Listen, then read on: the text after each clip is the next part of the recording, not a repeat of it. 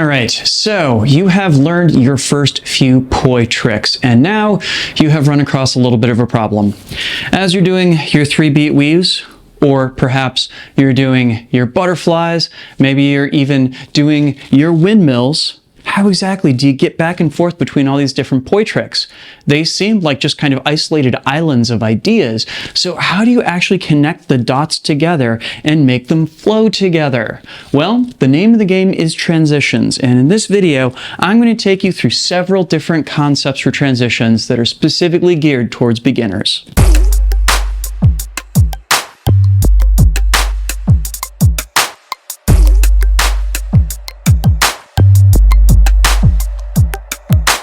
Drex here from DrexFactor Poi, sharing with you the love of poi spinning and flow arts to benefit your body and brain. And in this video, I am breaking down some of my best tips for transitions for you beginners out there. But before we dive in, I just want to give a quick shout out to the friends of the channel. Big thanks to Dark Monk, Fire Mecca, Flow Fests, Flow Toys, Paraterra Light Toys, and Ultra Poi for helping to make the videos on this channel possible.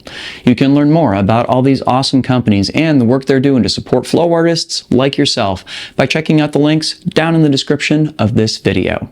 And special thanks to the non-business friend of the channel, Pekka Pekkonen. Thank you so very much for supporting my channel, my work, and my mission. All right, so we're going to start this off with a little bit of an old man yells at cloud moment here, and that is that I have come to believe that we just don't teach poi right. Like, we have these nice little discrete pieces of repeatable movement that we refer to as tricks that totally make people feel like they've made an accomplishment when they get them down, and as well they should. They become these little things that we can look to as a benchmark of, hey, I got something down in my flow journey here. The problem is, though, is that when we create these really discrete little islands of movement, we also come up with a system that kind of discourages people from hopping back and forth between them. We don't really integrate all these tricks together in our learning, and that is part of why transitions wind up being such a challenge for beginners. So I'm going to do my best to start bridging the gaps, to make it seem as though those bridges are not vast gulfs in empty space, but actually just clear little rivers that take us from place to place quite easily. All right, so the first thing I want to cover here is something that most beginners never think of, but that can actually yield a surprising amount of pay dirt when it comes to switching back and forth between things. And it doesn't require you to change the direction of the poi. It doesn't require you to add or subtract beats or anything like that we're going to get into later on in this list, but what it does require you to do is change the size of the trick. Let me show you what I mean. So here's how this actually works in practice. Now, this is me spinning split time same direction at my waist, and we would refer to this as being a watermill. But the moment I open it up and perform that same motion with my full arms, all of a sudden I've worked my way up to something that we would refer to as a giant. Likewise, if I'm playing around with a butterfly inside of a small area, and then I go big, it looks as though I switched into a different trick, even though the mechanics of the trick are exactly the same. There are other variations on this that don't produce as dramatic results, like, say, if we go from a small space doing a 3-beat weave to opening up our arms each time we do it. We still kind of think of this as looking like a 3-beat weave, but it has a very, very different and very dramatic presentation to it. So it can be helpful to play around anytime you pick up a new trick with playing around with what happens when you open up and then decrease the volume of it. And you might, in the process, discover that you have access to a brand new trick. Awesome. All right, so for our second transition concept, I'm going to lean heavily on something that I think is the most slept on transition option in the poi world, and that is pendulums. Now, a lot of transitions rely on us switching the direction of at least one poi, if not both. And we have a few different options of how to do it, but for my money, the pendulum is the one that we ought to be teaching beginners, and we seldom do.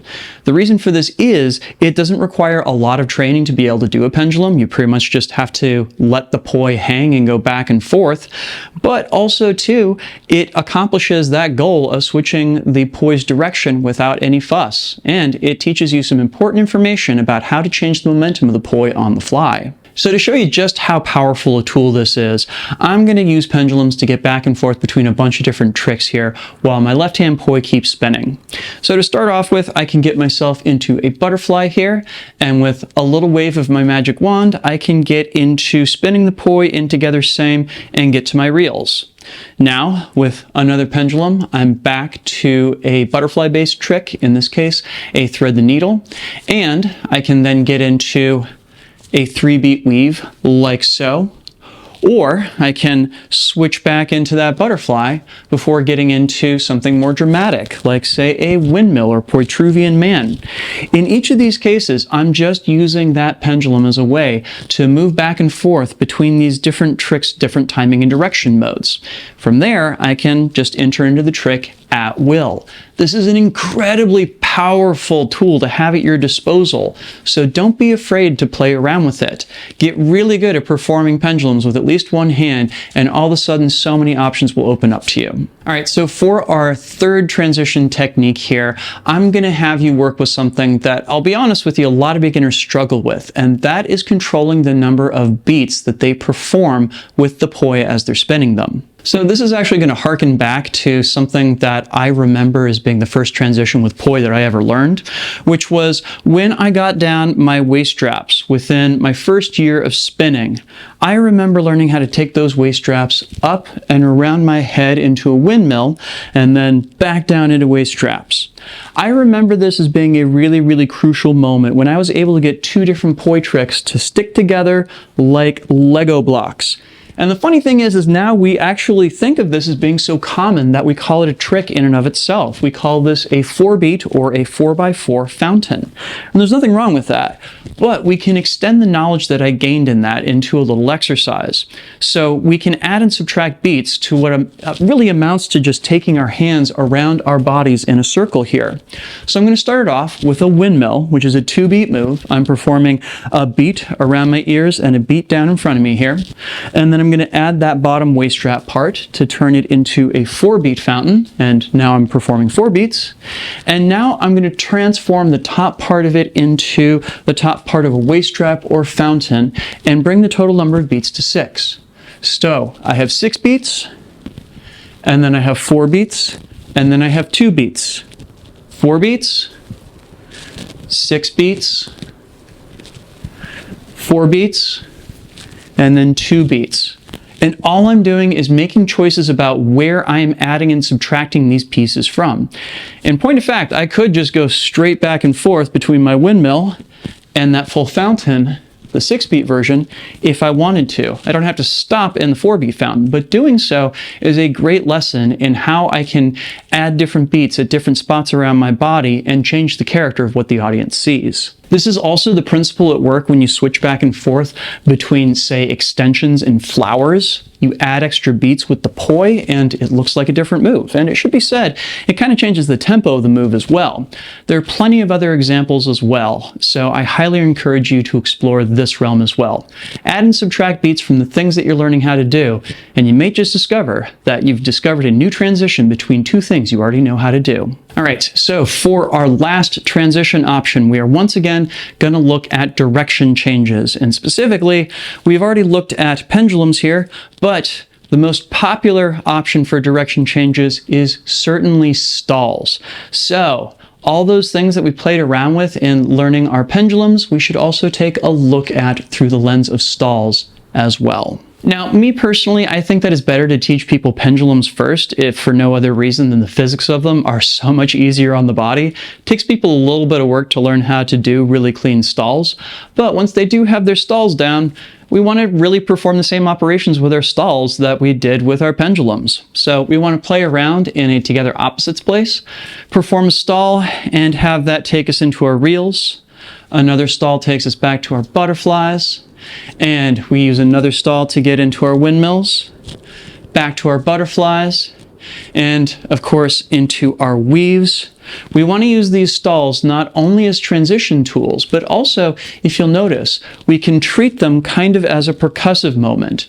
Rather than the kind of gooey, squishy feel that the pendulums have, a stall feels a lot more like a point, a moment where boom, we can almost hear the crack of a drum underneath it.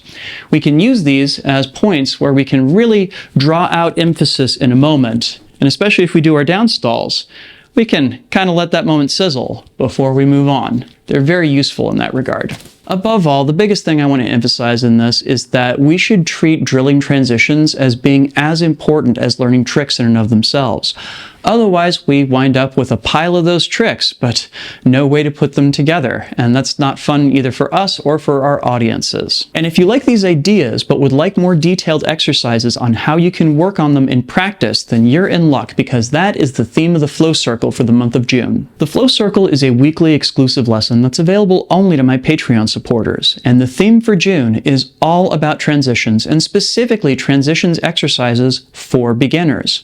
We'll take a deeper look at a lot of the different ideas that I put out in this video, and even better, I will give you specific drills that you can do to get these skills down. Go sign up at patreon.com/DrexFactorPoi. The first lesson is available now. What are your favorite transition tools for beginners? Did I miss one? Leave me a comment and let me know what it was. Also, be sure to like, share, and subscribe to help other people find this video, and of course, to help my channel grow.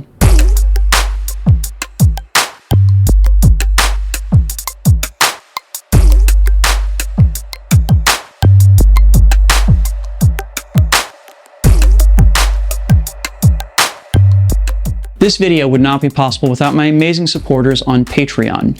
In particular, I'd love to give a shout out to my Flow patrons who are listed on screen right now. Thank you all so much. You rock.